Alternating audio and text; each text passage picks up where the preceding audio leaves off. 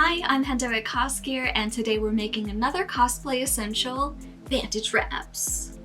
I'm going to cover 4 different methods so you can pick the one that works for you. We'll be modifying gauze wraps, making no-sew fabric tape zipper wraps, making some top stitch knit wraps, and my own personal method, whatever this is, I don't know what to call it. Basically a long straight wrap in a glove underneath. And I'll be using the Cosgear app planner to make sure it's easy to follow along with all the steps. Alright, let's craft!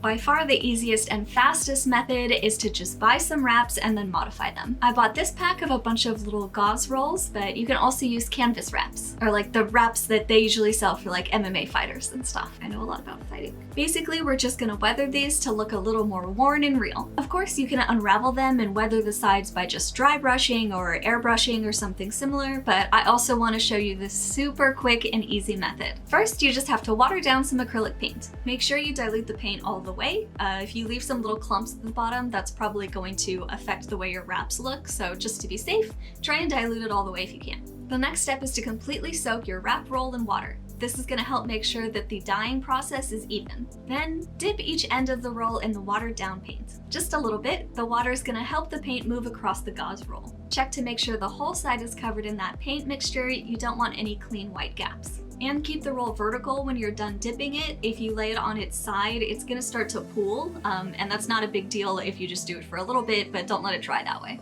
I actually usually do 2 at a time, and I'll unravel them on the tree or bush outside or on my shower curtain rod. You'll be able to see how your dye job went right away, and the water will sort of even out the pattern over time as it dries. And this is how the strips look dry. This top one is basically how it'll look if you don't pre-soak your wrap rolls. You can see the edge here is a little bit sharper because it doesn't have the water to help spread it out evenly, compared to this bottom one, which was pre-soaked and has pretty even weathering. But the top one's not too bad in my opinion. I'm still gonna roll it up and save it to use. Pro tip, roll them along a marker or something. It's gonna be way easier to do that way. And now these are ready to go whenever I need them. I use this method for styles like Tomb Raider. You can see she kind of just has like a few strips, so it wouldn't really be worth my time to like layer just 2 strips of gauze together and sew it down. I'm just gonna do it the legit way. You can reuse them, but they'll start to get a little bit fuzzy and just kind of like get worn out after about 3 uses. But this is my favorite method if I don't feel like spending much of time on it or just don't have the brain power for something fancy. I think it looks great, and they're really soft and comfy. Boom, bandage wraps for whenever you need them.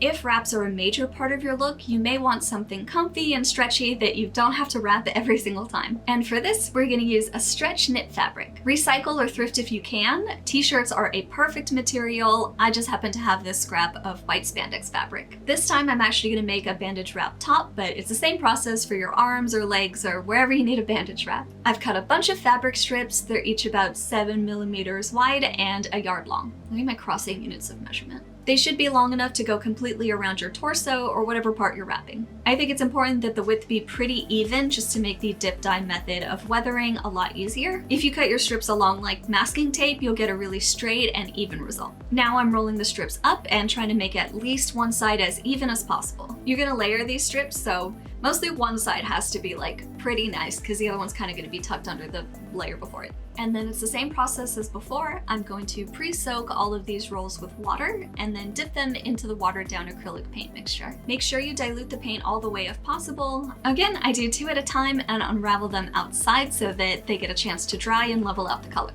Once I've done all the strips and they're all dry, which took a couple of hours for the spandex fabric, I'm ready to start sewing and pinning. This one bigger piece of fabric is gonna go all the way around my chest and be about the width that I'm looking for. It doesn't really matter too much what fabric this is, all of the layers of bandages are gonna cover it. But it's always nice to use a fabric that matches or is close in color. And now I'm just placing my fabric strips. I'm also mixing in a couple of strips that sort of go in at an angle just to vary up the dimension. I place them pretty close together so I can just sew right over them and the fabric doesn't shift around too much. It's super annoying with stretch fabrics. And I'm sewing each one down with a straight zigzag stitch, which looks like a straight stitch but actually allows for a little bit of stretch. Just take your time and go slowly. This is how it looks sewn down. You can see that I stayed pretty close to the edge, but not really quite at the edge. As long as your placement is consistent, the result should be pretty neat. And after I sewed all the strips down, I just sew a little tube top, and now I have this chest wrap. It's not unraveling, budging, or going anywhere.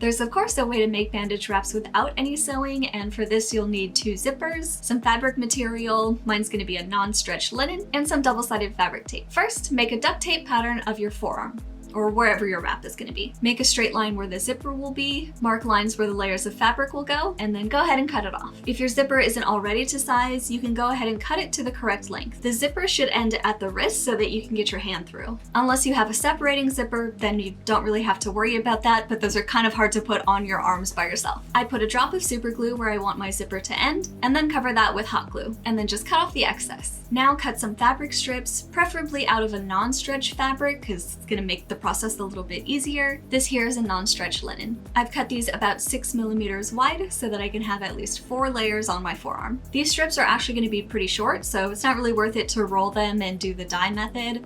I'm just going to go ahead and weather them with this makeup powder that I have never used. You can also of course use dry brushing, paint, tea, coffee, whatever you like. I used soy sauce once. I don't recommend that. The soy smell is very strong. Use more of a black or gray tone color if you want to make bandage wraps that look clean but still have a little bit of contrast or shadow. I'm using brown because I want them to be dirty. Now we're going to use fabric tape to attach these strips to our zipper. Lay a strip of fabric on your duct tape reference, cutting a strip roughly to size and at a slight angle. I'm starting with my wrist and working my way back. Add a strip of fabric tape to your zipper. Make sure that you're on the correct side. Fold back the end of your fabric strip and attach it to the zipper. This will keep any frays tucked away and out of the zipper teeth. And do the same for the other end of the fabric strip. Now lay a fabric strip on the next part of your duct tape pattern, cutting it to size and at a slight angle. Cut a small piece of fabric tape and adhere it to the middle of the bottom of the strip that you've already glued down. And lay your next fabric strip on top of this, trying to keep the ends about where they're supposed to go. This is just going to hold it in place and make it easier to do the ends. Which again, add tape to your zipper and then go ahead and fold the ends to the edge of that zipper. And just keep repeating that for the other strips too. Now you can clean up your wrap, cut away any frays, and you can fill any gaps with hot glue if you feel like it. We used fabric tape before because obviously using hot glue directly on your arm is not a good idea. You can glue down these zipper ends if needed, add an easier to pull zipper tab if you like, maybe even one on theme. These little invisible zipper pulls suck, they break all the time. So I'm just adding these little rings. And now try those bad boys on. I think you could also try just taping down the layers flat and then adding a separating zipper to the side, but honestly I don't have a second person to help me, so I've found that this way is a little bit easier to do solo. But try on your beautiful creations. You're ready.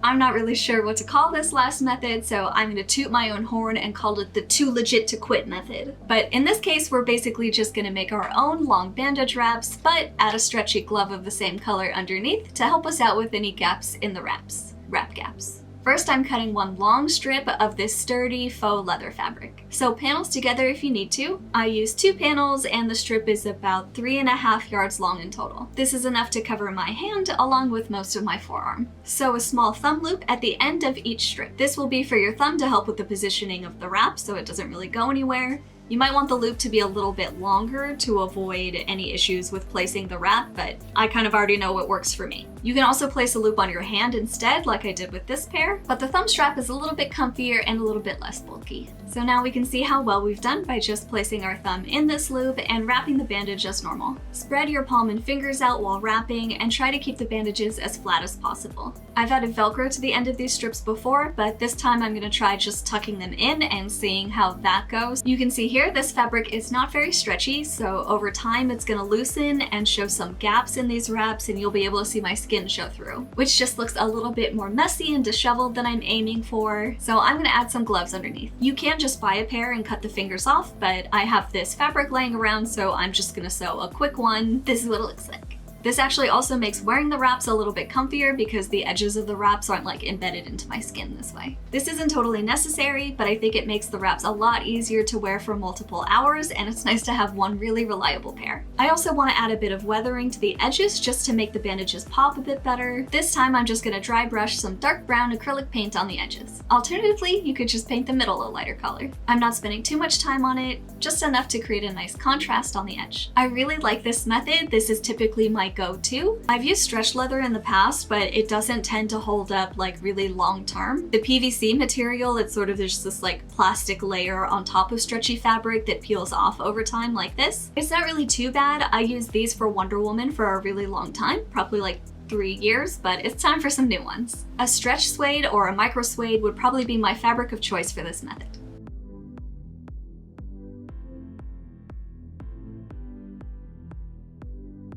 And that's it! Now you know 4 ways to make bandage wraps for cosplay. If you have ideas for more videos you'd like to see from us, let us know down in the comments below, or join our Discord. And be sure to check out the Cosgear app planner if you want to keep all of your projects organized. The Cosgear app is now available in mobile app stores. Until next time, I'm Henda with Cosgear. We can't wait to see what you bring to life.